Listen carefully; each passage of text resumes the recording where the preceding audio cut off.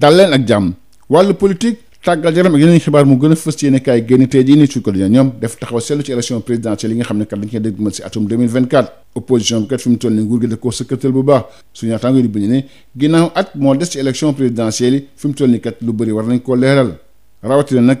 kan moo nekk candidat ci coalition parti politique yi muy Benno Bokk Yaakaar waaye tamit Yewwi Askan Wi ak tamit wàllu Sénégal li leer ba leer mooy bëgg Macky Sall leen la faagagal képp koo xam ne kat bëgg ngaa jaamarlu ak moom bi ci mujjee nag moo nekk kii di Mimi Touré l'observateur def taxaw seetlu ci Yewwi Askan Wi ne nañ kuréel googu kat moom am na juróomi candidat yi nag jëm ci élection présidentielle yi loolu kat mën indi na saxal nag ku jëkk politique yi kat yooyu ku ko rotal moom moo nekk professeur Moussa Diaw nekk jàngalkat ci wàllu science politique université Gaston Berger ca Saint-Louis nee na kat loolu baax na trop waaye kat dina nag gën a nag nasaxal ku jëkk politique gi ndaxte candidature yu bëri yi kat moom jàpp na ne baaxul ba tey lu jëm ci wàllu élection présidentielle yi yéen kat bi enquête moom samp ab laaj kan moo nekk candidat muy Ousmane Sonko Khalifa Sall Karim Meïssa Wade ak tamit Macky Sall laaj bi moom mooy kan moo war a nekk candidat ci élection présidentielle yi nga xam ne kat dañ koo dëgmal si jox kàddu kii docteur Moussa Diop ak tamit professeur Moussa Diaw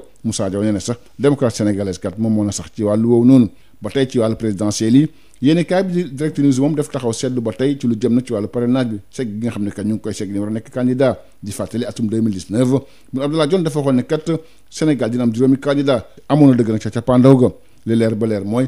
ñu bëri ñu wax ne kat am nañ doole ñoom dinañ ci xam dara loolu nag ci wàllu parrainage bi maanaam jëm ci wàllu segg bi laas di fësal ne ginnaaw at moo la ci élection présidentielle yi chambre d'accusation nag dàq na requête avocat Ousmane Sonko yi Sonko moom nag ñàkk na xeex bu njëkk bi loolu moo gën a fës ci yéen kaay bi l'observateur appel bi nga xam ne kat avocat Sonko koy defoon nañ ko nee nañ kat moom loolu mënta antu ñoom kat dañuy dem ci wàllu cour suprême loolu libération moo ko bind Sonko nag moom ñàkk li nga xam ne kat mu ngi ko doon laaj ginnaaw mu ko yóbboon ci wàllu chambre d'accusation bi Sonko nag moom demoon chambre d'accusation waaye nag amu fa ndam loolu ba tey l'observateur moo ko ci yokk di fësal ne Sonko moom dina dem nag ci wàllu procès ci wàllu chambre criminelle bi ñu des ba tey ak wàllu yoon Sud Quotidien di fësal ne kii fi nekkoon procureur de la République près le tribunal de grande instance hors classe de Dakar di Amadou Diouf moom fi mu toll nii kat am na lu rëy bu rëy boo xam ne mu ngi koy xaar ci wàllu appel ndax kat liñ ko dénk moom moo tax su fekkee nag bàyyi nañ ko ci poste boobu ba léegi moom mooy dëgg résultat yi nga xam ne kat ruusee na ci commission nationale de recensement des votes ci élection présidentielle atum 2024 waaye tamit mën na jaamal ak Ousmane Sonko ci yoonam su fekkee def na appel li nga xam ne kat amoon na ci diggante Demba Kandji ak Khalifa Sall bi nga xam ne kat defoon na appel ci août 2018 moom Khalifa Sall sax candidat la woon ci atum 2019 ngir dal am ci dëkk bi ooteeg Seydina Issa Laye Thiaw loolu moo gën a fës yéenekaay bi di laas suñu naataango di bind ne ci 143e édition oote bi nag moom ki la nag fësal discours boo xam ne kat kenn dootu ko fàtteeti jëm nag ci wàllu tolluwaay fii ci biir réew mi Yoff Laayeen ñoom yedd classe politique bi loolu l'Indépendant moo ko bind bëgg nañ tamit ak dal am ci réew mi loolu yéenekaay bi la Tribune moo ko ci yokk Le Soleil di fësal ne démb nag bi nga xam ne ci appel bi door moom nag muy tamit ay julli ay ñaan ci wàllu xabru yi waaye tamit wàllu diine fësal na fa lool Sud Quotidien di fësal ne démb lañ door nag appel bi détachement sénégalais yi fële ca Mali ñetti soldats ñoo ci ñàkk seen bakkan ci ab accident loolu enquête moo ko fësal nee nañ kat ñoom dañoo ñëpp ci ab mission de ravitaillement ci la nag seen oto mbëkk benn ndell ay bakkan daal ci rot am ci am ay gaañu ñooñu kat sëwal nañ leen waaye tamit yóbbu nañ leen ci hôpital ci ab tweet ci l'observateur njiitu réew Macky Sall moom di leen jaale waaye tamit di leen massaw bu baax a baax ci wàllu tàggat yaram CAN U20 Sénégal ak Mozambique tey jii lay doon bu ñaari waxtu jotee record di fësal ne ginnaaw boo mu gagné Nigéria Sénégal nag bu gagné Mozambique tey jii dafay qualifié ci wàllu quart de finale Sall di fësal ne li ni mel kat war naa mën a nekk ndaxte Sénégal ndam rek la ut su fekkee nag bëgg na qualifié ci wàllu quart de finale yi Le Soleil ne Sénégal bu gagné moom dafay dem ci wàllu quart de finale yi ci wàllu Ligue européenne des champions yéen kaay bi di Sall di fësal ne démb nag Real Madrid moom dafa def lu am solo dem ci Liverpool gagné ko fa juróomi bal ci ñaar Stade di bind ne Real moom def na lu am solo démb nag ci Angleterre record di ko fel di fësal ne Liverpool kat moom dafa néeméerul démb ci Anfield Ligue 1 sénégalaise jafe-jafe am ci CNEPS excellence record di fësal ne amoon na am daje ci ligue professionnelle ngir rek ñu waxtaan ba juboo ci ay kàddu li leer ba leer mooy kii di met Pape Sidi Lo fi mu toll nii kat moo war a teewal CNEPS excellence ci wàllu instance football yi Babacar Ndiaye war a nekk nag président délégué ci société bi ki nga xam ne moom mooy Javier Benicio moom ñu jox ko nag mu war a boole ñëpp waaye tamit coordonner effectif bi lu jëm nag ci wàllu supervision ci top management bi mbokk yi jaa ngeen jëf ba beneen yoon incha allahu rabbi. Bonjour à tous. La politique, le sport et d'autres sujets sont développés dans les journaux. Sud Quotidien s'arrête sur la candidature à la présidentielle de 2024. L'opposition à la merci du pouvoir. Mon confrère explique l'élection présidentielle de 2024 qui se profile risque d'être paradoxale. En pleine année préélectorale, aucune des coalitions de partis les plus représentatifs ne peut garantir que son candidat supposé ou réel prendra part à la compétition, que ce soit Benno Bokk Yakaar, Yewwi Askan Wi ou Wallu Sénégal. Malgré le parrainage, ce flou semble entretenu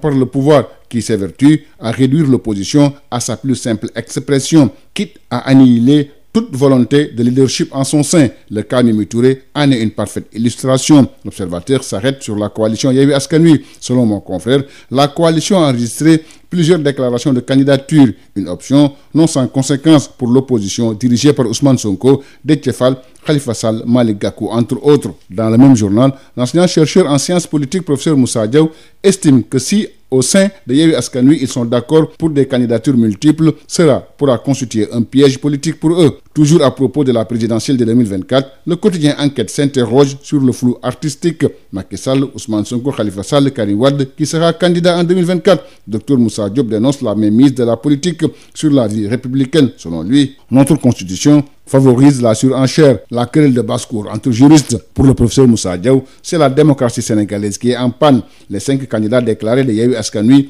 franchiront-ils le cap du parrainage, s'interrogent nos confrères de Direct News. En 2019, le Premier ministre Mohamed Boun Abdallah Dionne avait regardé les Sénégalais les yeux dans les yeux pour leur dire qu'il y aurait 5 candidats. Dans tous les cas, l'histoire lui avait donné raison. Le régime avait-il choisi ses adversaires? Des partis que l'on considérait pouvant avoir plus de nombre de parrains requis ont été recalés, c'est-à-dire l'étape du parrainage constitue un sérieux handicap à surmonter, ajoute mon confrère. À quelques mois de la présidentielle de 2024, l'AS nous apprend que la chambre d'accusation a rejeté la requête des avocats de Sonko. Sonko perd la première manche, écrivent nos confrères du quotidien L'Observateur. L'appel des avocats de Sonko déclaré irrecevable, un second round à la Cour suprême. Selon Libération, Sonko, dans une chambre close, la demande d'annulation de l'ordonnance de renvoi déclarée irrecevable. Le procès en chambre criminelle se précise, ajoute nos confrères du quotidien L'Observateur. Nous restons dans le secteur de la justice. Selon Sud Quotidien, le désormais ex-procureur de la République près le tribunal de grande instance hors classe de Dakar, Amady Diouf, aura désormais la responsabilité de décider des dossiers qui atterrissent en appel. Certains seront peut-être des affaires dont il a déjà diligenté l'instruction. En cas de maintien à ce poste, jusqu'à la présidentielle de 2024, Amady Diouf sera chargé de valider les résultats de la Commission nationale de recensement des votes et déclarer les résultats provisoires. Entre-temps, il se pourrait qu'il ait eu à prendre une décision concernant Ousmane Sonko, comme c'était le cas avec le juge Demba Kandji dans l'affaire de la caisse d'avance, mettant en cause l'ancien maire de Dakar, Khalifa Ababacar Sall, qui a été condamné en appel en août 2018 alors qu'il aspirait participer à la présidentielle de 2019. Paix et stabilité au Sénégal, l'appel de Seydina Issa Laye Thiaw, c'est le titre qui barre la ligne du quotidien L'As. Selon mon confrère, à l'occasion de la première étape de la 143e édition, Seydina Issa Laye Thiaw a délivré un discours sur les facteurs de stabilité du Sénégal. Selon le petit-fils des Mahdi, les foyers religieux sont les premiers facteurs. Yoff Layène sermonne la classe politique selon l'Indépendant. Yoff plaide la fin des inégalités, ajoute La Turbine. Seydina Limamou Laye, un appel intemporel, c'est le titre qui barre la ligne du quotidien national Le Soleil. Selon mon confrère, c'est dans une atmosphère de dévotion que la communauté layène a célébré hier le premier jour de la 143e édition de l'appel de Seydina Limamou Laye Al Mahdi. Selon Sud Quotidien, la cérémonie d'ouverture du plus grand événement religieux de la communauté layène a eu lieu hier dans la ferveur et au rythme des chants religieux entonnés en chœur à Cambérène. Détachement sénégalais au Mali, 3 militaires perdent la vie dans un accident. Selon Enquête, c'était au retour d'une mission de ravitaillement que le véhicule blindé a heurté un engin explosif. L'armée sénégalaise qui donne l'information affirme que les blessés ont été secourus et évacués. Dans le quotidien L'Observateur, le président Macky Sall a salué la mémoire des Djambars. Il a présenté ses condoléances à leurs familles et aux forces armées. En sport, CAN U20 Sénégal-Mozambique à 14h ce mercredi. Selon Record, après une bonne entrée en face au Nigeria, ce mercredi face au Mozambique, les Lionceaux auront l'occasion d'être la première équipe qualifiée en quart de finale. Les Lionceaux visent les quarts de finale dès aujourd'hui, écrivent nos confrères du quotidien sportif Stade. Gagner pour s'offrir une place en quart de finale, ajoute le quotidien national Le Soleil. Ligue européenne des champions, 8e de finale aller, selon nos confrères du quotidien sportif Stade, le Real Madrid, tenant du titre, a pris une sérieuse option après sa démonstration à Liverpool 5-2. Le grand coup du Grand Real, c'est le titre qui barre la ligne du quotidien sportif Stade. Liverpool sombre à Anfield, selon Record. Ligue 1 sénégalaise, différents internes au sein du Cneps Excellence, selon Record. Hier mardi, les deux camps qui réclamaient chacun la légitimité se sont accordés autour de l'essentiel. Maître Pape Sidilo représente Cneps Excellence dans les instances du football. Babacar Ndiaye, président délégué de la SARL, tandis que Javier Benichou est chargé de réunifier et de coordonner l'essentiel des effectifs sous la supervision du top management du club. Merci, c'était tout. À vos journaux et bonne lecture à tous.